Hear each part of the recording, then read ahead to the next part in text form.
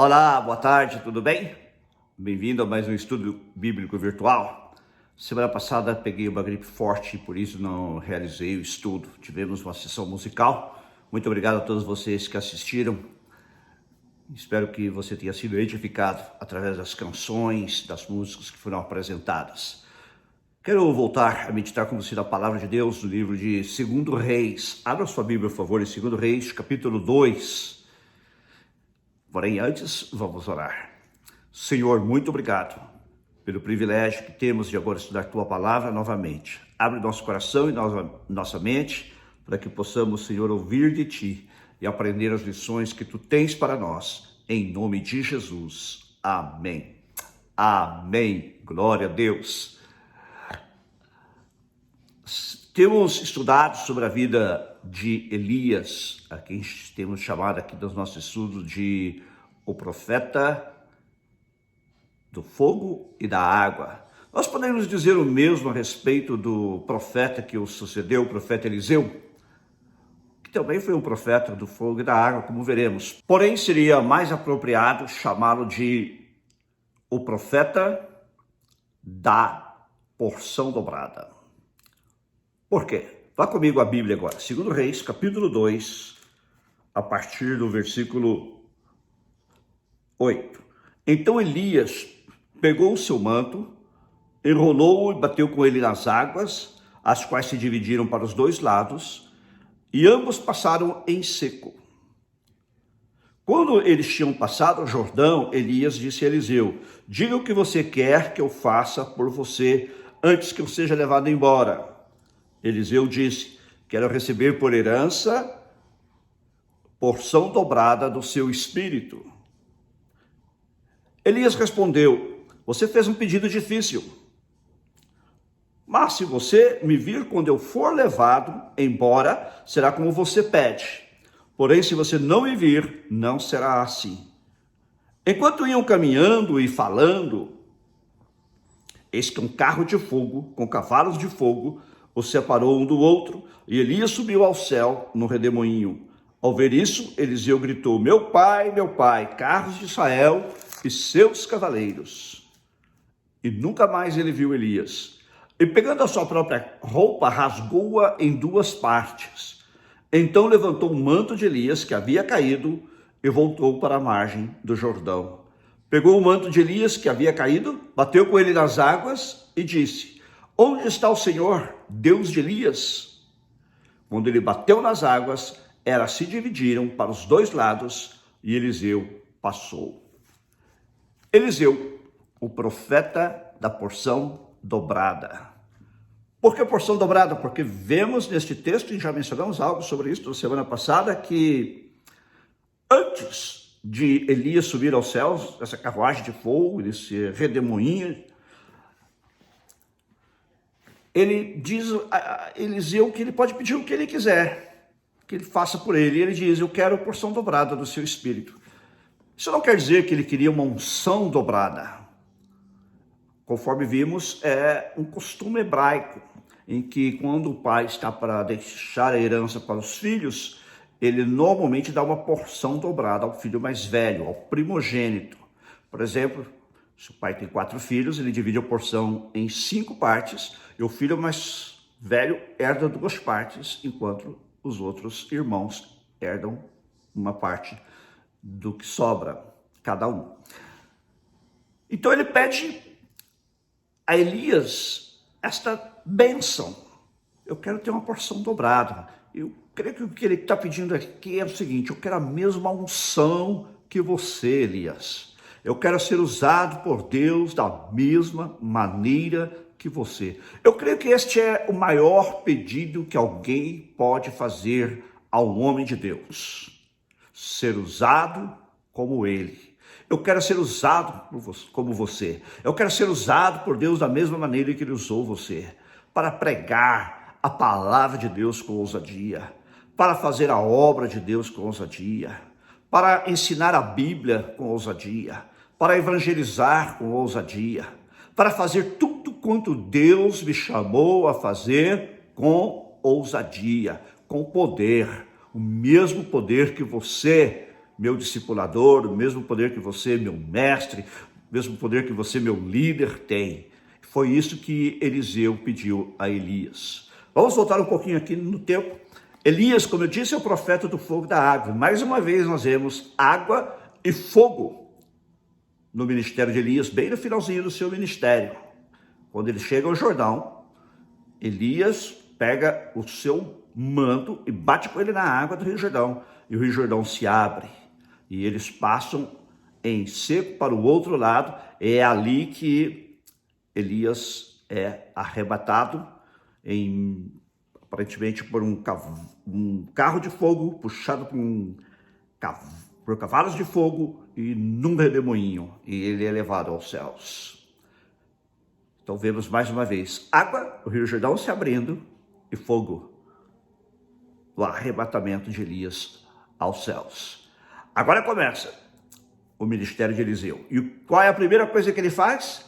Ele pega o manto de Elias, que conforme nós já falamos na semana passada, ou da vez passada, representa a autoridade de Elias, autoridade espiritual. E ele vai até o Jordão e bate com aquele manto nas águas e elas se abrem de novo e ele passa em seco de volta para o outro lado. Olha que coisa interessante, não é? Então o ministério dele já começa parecido, semelhante ao de Elias. O mesmo poder que havia sido dado a Elias para abrir o Rio Jordão é dado agora a Eliseu para também abrir o Rio Jordão. E nós vamos ver que há muitos paralelos entre estes dois profetas, tal como Eliseu havia pedido.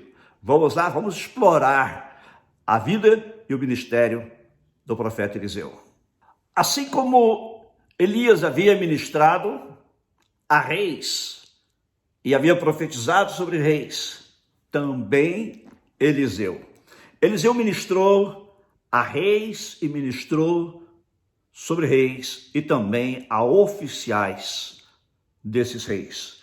Um exemplo é que quando ele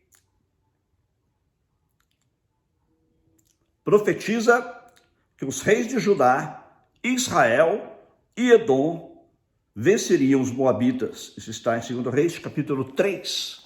Ele é usado aqui com a mesma autoridade de Elias para dar uma palavra aos reis de Israel, de Judá e de Edom, que haviam feito uma aliança contra os moabitas.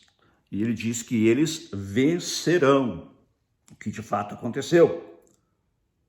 Quem eram os moabitas? Se você se lembra de quando estudamos o livro de Êxodo, os moabitas eram aparentados com Israel e não haviam deixado o povo de Israel entrar ou passar por sua terra para chegar à terra prometida. E por isso eles se tornaram inimigos de Deus e Deus proibiu que os israelitas se misturassem com os moabitas. E houve, em diferentes ocasiões, lutas, guerra entre eles, e aqui mais uma vez há uma guerra, e Deus diz que os moabitas serão vencidos. Nós também temos inimigos espirituais em nossas vidas, que precisam ser vencidos. Eu não sei quais são os inimigos em sua vida, mas com a graça e o poder de Deus, nós podemos vencer os nossos inimigos. Quem sabe os seus inimigos são na área do vício, você não tem conseguido vencer os vícios. Eu quero lhe dizer que o Senhor Jesus nos capacita para vencer qualquer tipo de vícios. Eu tenho amigos que foram viciados em crack e cocaína, cigarro, álcool, que quando conheceram a Jesus foram libertos, se tornaram vencedores. A Bíblia diz que nós somos mais do que vencedores em Cristo. Jesus pode capacitar você a vencer qualquer que seja o seu inimigo.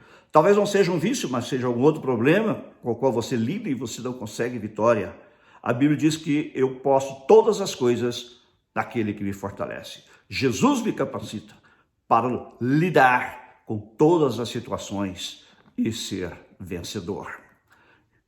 Não se deixe abater pelos seus inimigos. Não se deixe vencer por eles, mas vença-os pela fé no nome do Senhor Jesus. A Bíblia diz, esta é a vitória que vence o mundo, a nossa fé. Confie em Deus, apegue-se a Ele, dependa dEle e creia no poder dEle de libertar você dos seus inimigos e de capacitar você para derrotar seus inimigos. Apenas não confie na sua própria força. A Bíblia diz, maldito o homem que confia no homem e faz da carne mortal o seu braço. Não confie na sua própria força. Ela já demonstrou que é uma força insuficiente. Mas confie no Senhor, que é capaz de libertar você. Eu tenho um amigo que fumava 10 maços de cigarro por dia. Eu não estou falando de 10 cigarros, mas 10 maços. Naquela época, pelo menos, os cigarros vinham um pacote de 20, não é? Ou seja, fumando 10, você faz a conta. E ele conheceu Jesus. E aquela era a coisa mais difícil de ele ser liberto na sua vida. Mas Jesus o libertou. E nunca mais ele fumou. Não foi fácil. Não foi da noite para o dia. Mas ele foi buscando força e o poder do Senhor Jesus. E Jesus o capacitou. E ele foi liberto do cigarro. Eu me lembro que ele dava aula para nós, ele dava aulas particulares de matemática e física, química, na área de ciências exatas e químicas, e ele fumava um cigarro atrás do outro, ele acendia um cigarro no outro, à medida que ia dando aula. Mas o Senhor Jesus o libertou. Então não importa qual seja o seu inimigo, Jesus tem o poder de derrotá-lo completamente. Entregue-se a Ele, confie no poder dEle, Ele vai libertar você também e vai dar vitória contra os seus inimigos. Talvez seu problema não seja nenhuma dessas áreas, talvez o seu inimigo não seja nenhum desses.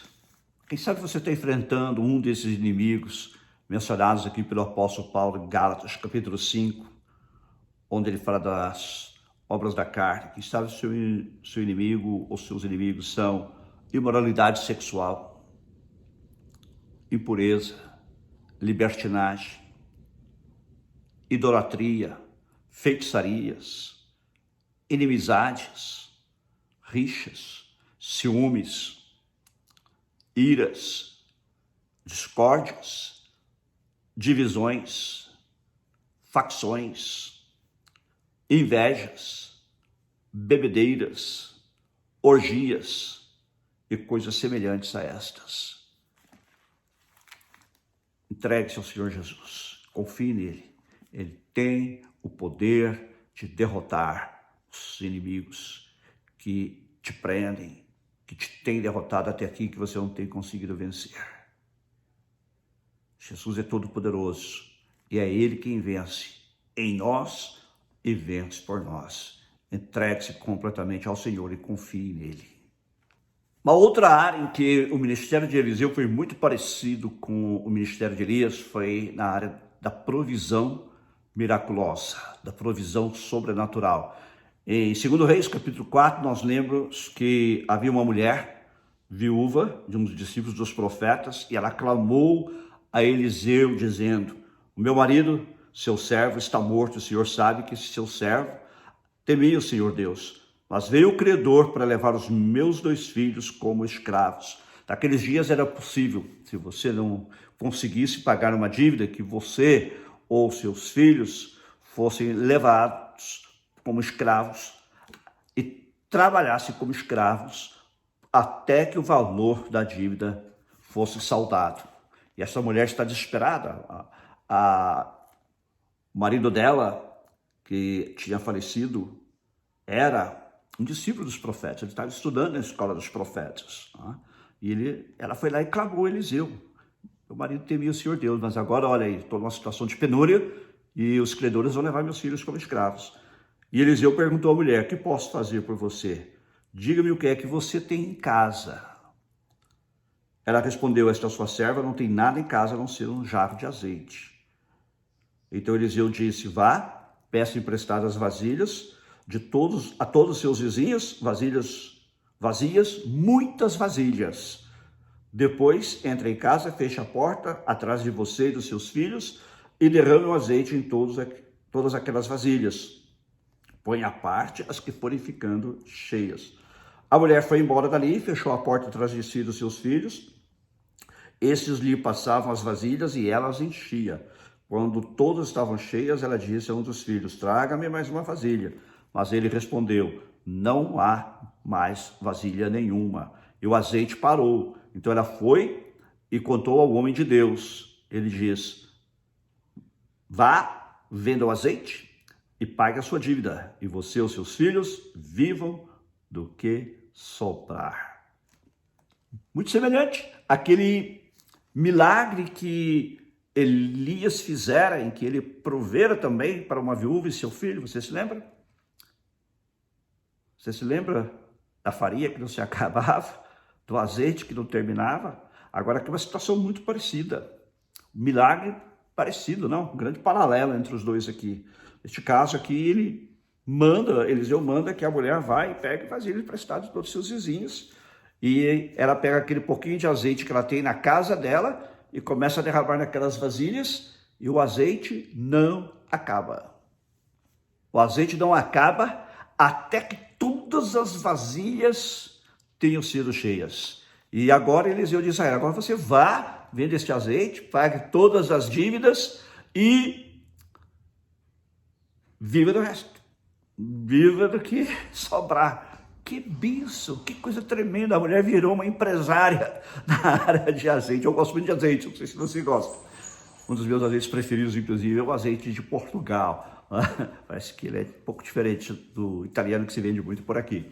Mas, o que acontece? Então, ela se torna uma empresária de azeite. Talvez você já tenha ouvido falar do azeite galo, né? Imagina que ali foi o azeite da viúva. E ela vendeu azeite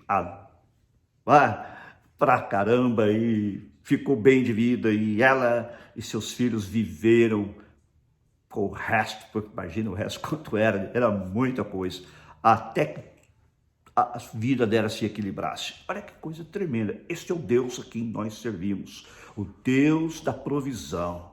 Você crê nele? Qual é a sua necessidade? Qual é a sua necessidade? Entregue sua necessidade a ele. Agora, é claro que ele também pede de nós o compromisso. Muita gente quer a bênção de Deus, mas não quer compromisso com Deus. Não, essa mulher aqui, ela era comprometida. O marido dela era comprometido com Deus. Você quer bênção? Deus dá bênção aos justos e injustos, diz a Bíblia. Ele faz nascer o sol sobre os justos e os injustos, faz a chuva cair sobre os bons e os maus. Mas isso não quer dizer que as bênçãos para as nossas necessidades prementes, como o caso desta mulher, venham sem que nós confiemos em Deus e nos entreguemos a Ele. É uma questão até de agradecimento, não é? Questão de gratidão. Há muita gente ingrata nesse mundo, ingrata aos outros. Às vezes Deus usa uma pessoa para abençoar aquela pessoa e a pessoa nem sequer agradece. E quando Deus usa o meio que Ele quer, como aqui neste caso, usa uma vasilha de azeite, as pessoas não agradecem a Deus. Elas querem a bênção, mas não querem o Deus da bênção. E você? Você só quer a bênção de Deus ou você quer o Deus da bênção? Este é Jeová Jireh, o Senhor que provê. O Senhor proverá, disse Abraão. E por isso chamou Deus de Jeová Jireh, o Senhor que provê, o Senhor que proverá, o Senhor proverá. Então, este é o Deus a quem nós servimos. O apóstolo Paulo diz assim, que o meu Deus, segundo as suas riquezas e glórias, suprirá todas as suas necessidades em Cristo Jesus. E Ele é tão bom que muitas vezes Ele nos dá muito além das nossas necessidades. Ele também atende os desejos do nosso coração. De fato, a Bíblia diz: agrada-te do Senhor, ou seja, deleita-te no Senhor, tenha o seu prazer no Senhor, e Ele te concederá os desejos do seu coração. Confie nele, agrade-se do Senhor, procure fazer a vontade de Deus na sua vida, e Ele suprirá as suas necessidades. Meu Deus é um Deus de milagres. Outro milagre similar, semelhante a um dos milagres de Elias. Aí no capítulo 4, 2 Reis, Eliseu profetizou o nascimento de um filho a uma mulher. Vamos lá ver.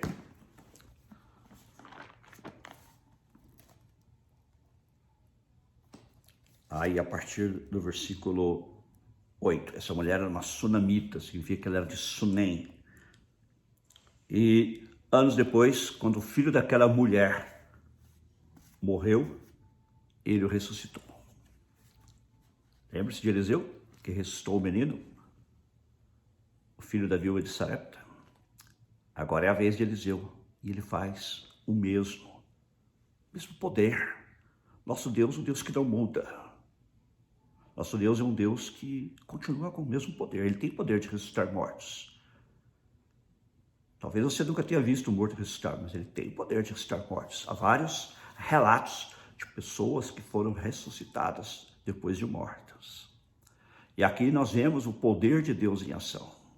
Aqui nós vemos o poder de Deus em ação no ministério do profeta Eliseu, atendendo a pessoas comuns como você e eu. Essas pessoas não eram especiais, elas tinham um compromisso com Deus, mas eram pessoas comuns como você e eu. Pessoas que se entregaram a Deus e que criam na palavra de Deus. Pessoas que tinham as mesmas lutas que você e eu. Quando morreu o filho daquela outra mulher, ela reclamou com o profeta. Quando morreu o filho desta aqui também, ela falou, eu não pedi filho nenhum.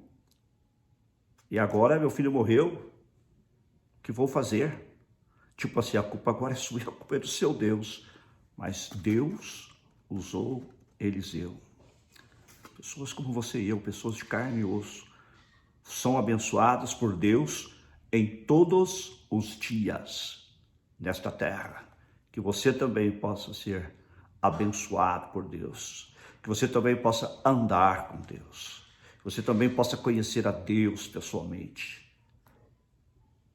Que você possa experimentar o poder e os milagres de Deus em sua vida. Porque o nosso Deus é um Deus abençoador e é um Deus poderoso. Ele é o Deus todo-poderoso, que tem poder de fazer o que Ele quiser. Deus só não fará coisas que irão contrárias ao seu caráter. O resto Ele faz. Ele não faz coisas que são contrárias ao seu caráter, obviamente, porque seria uma contradição em termos, mas Ele faz por você o que você precisa. Mais uma vez eu insisto, confie nele, creia nele e confie nele de todo o seu coração. A Bíblia diz, entrega o teu caminho ao Senhor, confia nele e o mais ele fará. Uma outra versão diz, e tudo ele fará, tudo que você precisa, todas as suas necessidades serão preenchidas por Deus. Algum tempo depois, Eliseu voltou para Gilgal. Enquanto estava ali, alguns discípulos dos profetas estavam sentados diante dele, possivelmente aprendendo a palavra de Deus com ele. E ele disse ao seu servo, põe a panela grande no fogo e faça o cozido para os discípulos dos profetas. Acontece que um desses discípulos saiu para apanhar algumas ervas silvestres, não é? E ele apanhou algumas ervas venenosas e colocou naquela panela, naquele cozido. E depois de comer, os homens, ou seja, depois deram de comer aos homens, enquanto eles comiam do cozido, gritaram, morte na panela, ó homem de Deus, e não puderam comer. Mas ele lhes disse, tragam farinha. Ele a colocou na panela e disse, sirva as pessoas para que comam, e já não havia mal nenhum na panela. Tremendo milagre, aquelas pessoas estavam sendo intoxicadas, envenenadas por aquele alimento, por aquela erva silvestre que o rapaz havia apanhado ali no mato, e ele manda trazer farinha, um elemento comum, farinha. Como ele havia usado azeite antes, agora ele usa farinha para salvar vidas. E depois de colocar essa farinha na panela, ele disse, sirva as pessoas para que comam. Mandar que comesse e já não havia mal nenhum na panela. Olha que tremendo. Deus usa coisas comuns do dia a dia. Deus usa elementos do nosso dia a dia para fazer milagres. Ele podia ter simplesmente dado uma palavra, estendido a mão, orado sobre aquele alimento para que não fizesse mal. Não, mas ali ele usou farinha, uma coisa comum. E pouco mais tarde, ainda no mesmo capítulo 4, 2 Reis, nós vemos que um homem veio de Baal-Salis e trouxe ao homem de Deus, ou seja, a Eliseu, pães das primícias, 20 pães de cevada e espigas verdes numa sacola. E Eliseu lhe disse, dê às pessoas para que comam. Porém, o seu servo lhe disse, como vou pôr isto diante de 100 homens? Havia ali 100 homens reunidos, possivelmente os discípulos dos profetas, e aquele homem havia trazido apenas 20 pães, não é? E espigas verdes, E como é que eu vou alimentar 100 pessoas com 20 pães? Se você deve saber que os pães do Oriente são mais ou menos como aqueles pães, são mais ou menos não, são como aqueles pães que nós comemos no Brasil em restaurantes de comida árabe, né? Aquele pão redondo, pão árabe, eles chamamos aqui nos Estados Unidos, se chama pão pita. Né? E esses eram os pães largos, porém muito fininhos. Como é que eu vou alimentar 100 homens com 20 pães? E Eliseu diz então ao seu servo: dê às pessoas para que comam, porque assim diz o Senhor, comerão e ainda vai sobrar. Então o servo pôs a comida diante deles, comeram e ainda sobrou, conforme a palavra do Senhor. Aqui, gente, um prenúncio do que Jesus iria fazer mais tarde, quando ele tomou 5 pães e 2 peixes e alimentou uma multidão de milhares de pessoas. O profeta Eliseu aqui, ele faz algo semelhante que Jesus, só que em escala menor. Ele pega esses 20 pães e com 20 pães e algumas espigas ele alimenta 100 homens. Nosso Deus é o Deus da multiplicação. Outro dia eu perguntei aqui, você tem uma mentalidade de escassez ou uma mentalidade de abundância? Nosso Deus é o Deus de abundância. Ele não quer que você viva com a mentalidade de escassez. Ele quer que você creia nele para coisas maiores. Ele quer que você creia nele para coisas que ainda você talvez nem sonhou, ou sonhou lá daquele seu sonho mais maluco que você pensou que talvez nunca pudesse acontecer. O nosso Deus é o Deus que tem poder de transformar sonhos em realidade. Nosso Deus é o Deus que tem poder de transformar o que é pouco em muito. E não só em muito, em muito mais. Não é? Creia em Deus, confie nele. Eu não sei qual é a sua necessidade desse dia. Eu não sei qual é a sua dificuldade. Mas confie no Senhor. Entregue a Ele a sua necessidade. E confie nele, conforme vimos aqui da sua palavra. Entrega o teu caminho ao Senhor. Confia nele e o mais ele fará. Ele quer te abençoar. Eu creio nisso. O que ele quer de você é que você confie nele, dependa dele e seja agradecido a ele. Faça isso e você terá a bênção de Deus sobre a sua vida. Amém? Quero orar com você nesta tarde, semana que vem, se Deus permitir, continuaremos falando sobre este grande homem de Deus, Eliseu, o profeta da porção dobrada. Vamos orar? Pai, eu oro por todos aqueles que nos assistem ou que nos ouvem pelos podcasts. Fala aos seus corações agora. E que a tua palavra, Senhor, caia nos nossos corações com aquela semente que vai lá no fundo da terra e morre, parece que não vai dar em nada, mas depois vai crescendo, a raizinha sai lá e vem até aflorar e depois se transforma numa grande árvore que produz muito fruto. Assim eu oro para que a tua palavra em nós produza muito fruto. A 30, a 60, a 100 por um. Senhor, que nós possamos confiar em Ti, porque Tu és o Deus provedor. Tu és o Deus todo-poderoso, Tu és o Deus dos milagres. Que nós não tenhamos uma mentalidade tacanha, que nós não tenhamos uma mentalidade de escassez, mas uma mentalidade de abundância. Que a Tua abundância se torne real nas nossas vidas, supra as necessidades de todos quantos nos assistem. Faz o milagre, usa a farinha se Tu queres, que é uma coisa comum. Usa os 20 pães para transformar em 100. Ressuscita mortos. Liberta dos inimigos. Em nome de Jesus, Pai. Abençoa, Senhor, em nome de Jesus. E que nós possamos entregar nossas vidas a Ti em gratidão e Te servir de todo o coração. Em nome de Jesus. Amém. Se você ainda não recebeu a Cristo como seu único Senhor e Salvador, convide Jesus para entrar em sua vida agora, para ser o seu Senhor e seu Salvador. Faça comigo esta simples oração. Diga: Senhor Jesus, eu reconheço que sou pecador e que Tu morreste por mim. Morreste pelos meus pecados na cruz. Me perdoa, Senhor, todos os meus pecados e entra na minha vida e ser, a partir de hoje, o meu Senhor e Salvador. E me ajuda a te servir. E me dá vitória contra os meus inimigos. E me ajuda a viver a vida abundante que tu tens para os que te servem. Em teu nome, Jesus. Amém. Amém. Deus te abençoe. Por favor, compartilhe este estudo bíblico virtual com seus amigos, com sua família, nas suas redes sociais, para que mais pessoas possam ouvir a palavra de Deus. A fé vem pelo ouvir e ouvir a palavra de Deus. Domingo estaremos de volta com o culto, que é agora às 4 horas, aqui horário de Los Angeles, e 8 horas, horário de Brasília.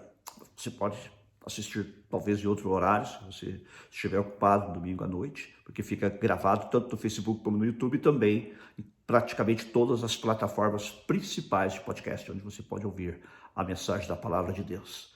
Deus te abençoe grandemente.